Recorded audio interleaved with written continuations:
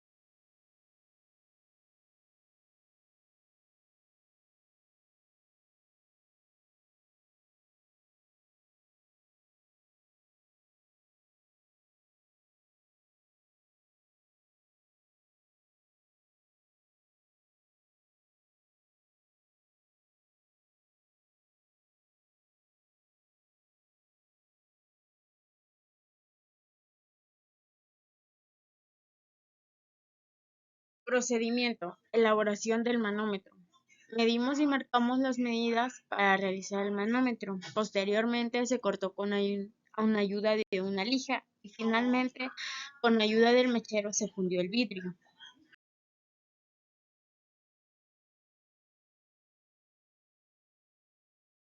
Aplicación de la ley de Charles. Una vez armado el sistema, se adhirió papel milimétrico a la pared del tubo para facilitar la toma de lectura. Se registró la temperatura inicial del aire.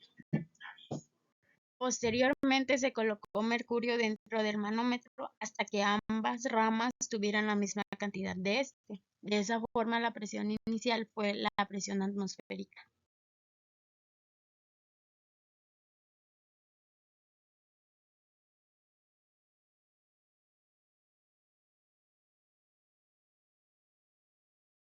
Calentamos lentamente el agua del baño María hasta alcanzar un incremento de 5 grados centígrados. Las temperaturas y la presión se registró. Este paso se repitió 7 veces. Finalmente se hicieron los cálculos para poder obtener la presión absoluta.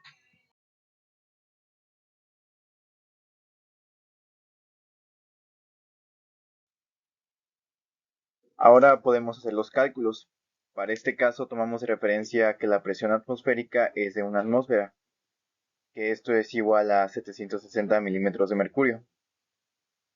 Después de hacer nuestra práctica en el procedimiento, tuvimos que la temperatura 1 alcanzó los 35 grados centígrados, que esto en Kelvin son 328.15 grados Kelvin. La presión manométrica está dada por la diferencia de altura en las ramas de mercurio del manómetro, por lo que la presión se multiplica por 2, debido a que lo que sube en una rama es lo que desciende en la otra.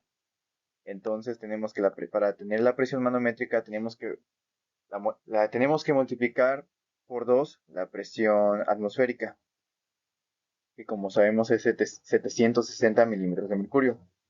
Haciendo la operación obtenemos que la presión manométrica es de 1520 milímetros de mercurio.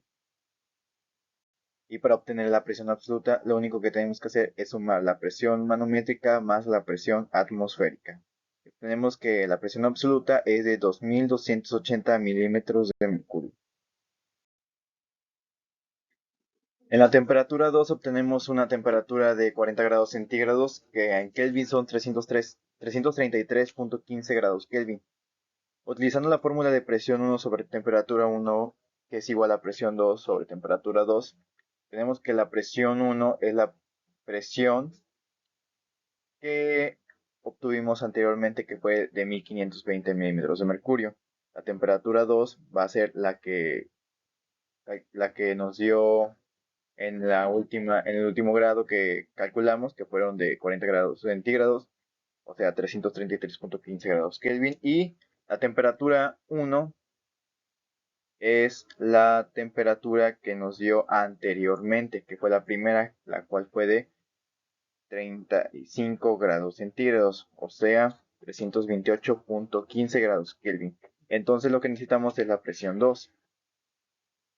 Para eso despejamos la presión 2, que nos queda presión 2 es igual a la presión 1 por la temperatura 2 sobre la temperatura 1.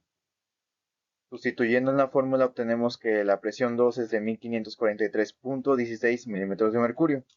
Y a esto le vamos a sumar nuestra presión atmosférica, que como sabemos es de 760 milímetros de mercurio. Obtenemos que la presión absoluta es de 2303.16 milímetros de mercurio. Este procedimiento lo realizaremos para las demás temperaturas que nos esté dando, hasta obtener nuestras últimas presiones absolutas.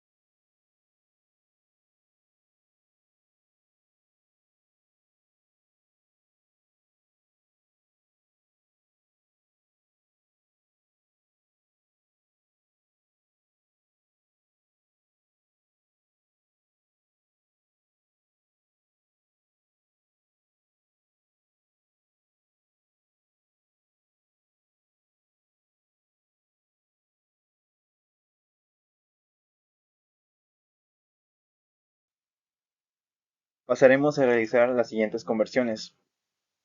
Teniendo nuestros datos más altos que alcanzaron nuestras presiones, la presión manométrica que llegó a alcanzarse fue de 1658.96 milímetros de mercurio. Haciendo la conversión a atmósferas, obtuvimos que la presión manométrica fue de 2.1828 atmósferas. La presión atmosférica la manejamos como una constante. Entonces, haciendo la conversión de 760 milímetros de mercurio a atmósfera, obtuvimos que fue de una atmósfera. Y la presión absoluta, nuestra máxima fue de 2418.96 milímetros de mercurio. Y esto también es igual a 3.1815 atmósferas.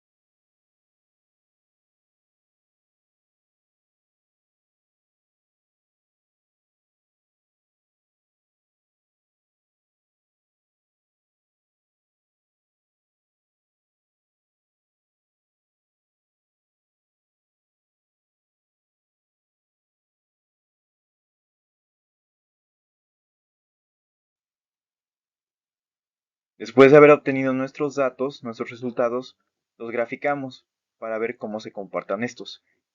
Podemos ver que la presión aumenta cuando la temperatura también aumenta. Esto quiere decir que la ley de Gay-Lussac sí se cumple. La presión aumenta cuando la temperatura aumenta. Esto quiere decir que nuestra práctica fue exitosa.